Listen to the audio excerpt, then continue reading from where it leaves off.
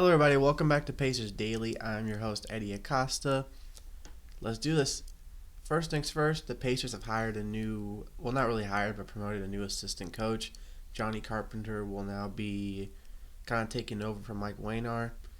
Now, this is, kind of interesting for the Pacers as I was a huge fan of Waynar, and just having a new assistant coach just in that area will be a little weird.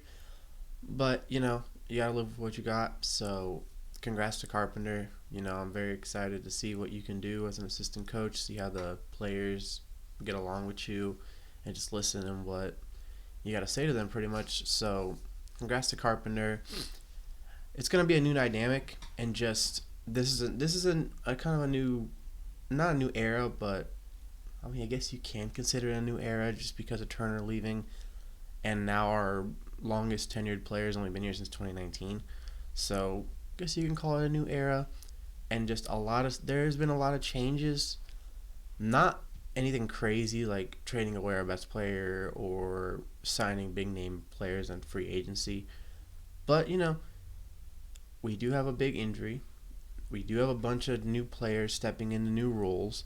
So I guess in a way you can say this is a very new era, new dynamic in the Pacers, era.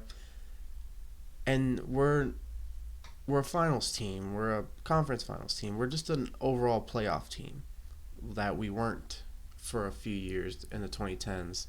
The really longest time we weren't getting to that level. And the last time we had genuine contender teams, 2013, 2014, all the way back to 2004, 2005, and then 2000. So keep that up. Now I want to talk about some free agents, some interesting free agents, not any huge names, just some interesting free agents. Starting off with Elfrid Payton. Now, the reason that I think he would fit into the Pacers dynamic, great passer. He set his career high in assists of 21 against us. He's played in Indy before. He was a Mad Ants player from 2023 to 2024. Had a very good season with the Mad Ants. His career he's pretty much averaging 10 points a game in his career. Now, that doesn't scream top 10 pick because he was the 10th pick in 2014. He's played with the Magic, the Suns, the Pelicans, the Hornets. So he's been around the league. But he's always been a pretty decent role player. Now, obviously, he was drafted to be a starting point guard and, be a kind of guy that averages 20 and 10. But that's not what he ended up doing. He's still a free agent. Now, he could most likely end up in the G League again, but this one is one to monitor just because we could always utilize a backup shooting guard, and he can kind of fit into a shooting guard role. And I don't think he would be bad off the bench just because he's been starting last year. Just because the teams he's been playing for have been having a lot of injury issues, and he's shown up. He's played some good games. So I think Peyton would be one to look for, to be kind of like a weird glue guy on the bench.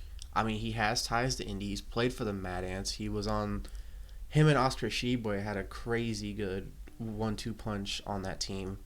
That was actually very entertaining to watch. I got to cover one of their games, and Peyton had a triple-double. Sheboy had over 20 rebounds, so that was a very fun game to watch.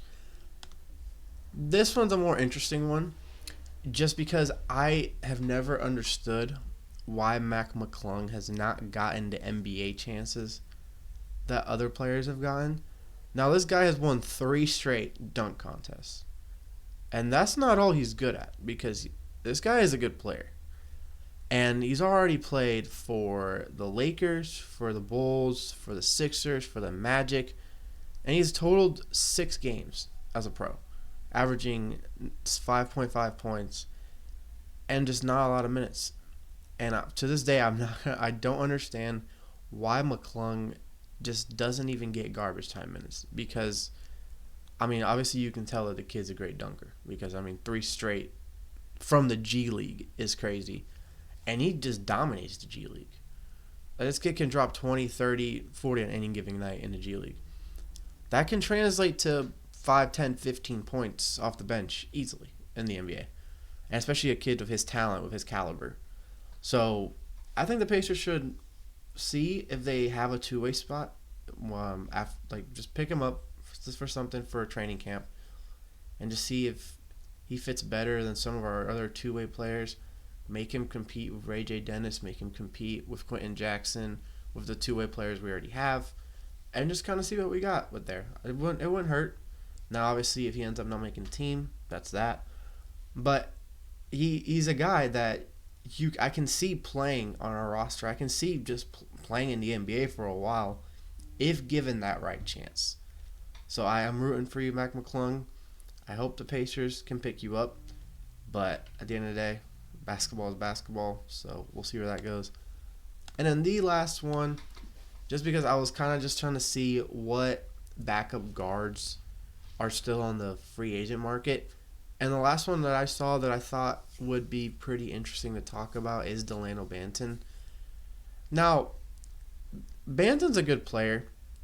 Not a lot of crazy flaws in his game, but his inconsistency and his inefficiency sometimes leaves a lot of red flags and questions. Now, this guy went 0 for 15 from 3 in a game last season, which is actually an NBA record for most threes shot without a make. And I personally thought someone like James Harden or, some would have that kind of record. But, I mean, Harden's missed that many threes in a game before, but he at least made one. So Banton stands out alone in that record. But, playing for the Raptors, the Celtics, and the Trailblazers, he's gotten a lot of good minutes with the Blazers. That's really who he's been playing with the most. Celtics, obviously, he was kind of a backup, and he got traded before that championship run, so poor guy didn't get to actually experience that championship. And back on the Raptors, he kind of had the same, little rotational piece as he did with the Blazers, but he's just advanced more as a player. But now he sits as a free agent still here in August. And I could see him, kind of being like an Elfrid Payton with us. Obviously not the same kind of passer, but more of like a scorer off the bench. But the Pacers aren't known for signing, at least in the last few years, having a lot of players that are inefficient. We are one of the most efficient teams in the NBA, even if we didn't really show that at some points. But most of the time, we are one of the most efficient teams in the NBA. I don't think the Pacers are going to grab a guy who has once gone 0 for 15 from 3, because that's just not the game that they play. That's just not how we operate. But, I like Dalano Banton. I think he's a good player. I think he has a future in the NBA. Now, if no one picks him up, he's can have a great career overseas, or, come back to the G League, and some team will call him up. But as always, I'm your host, Hery Acosta. This is Pacers Daily. Boom, baby, and go, Sirs.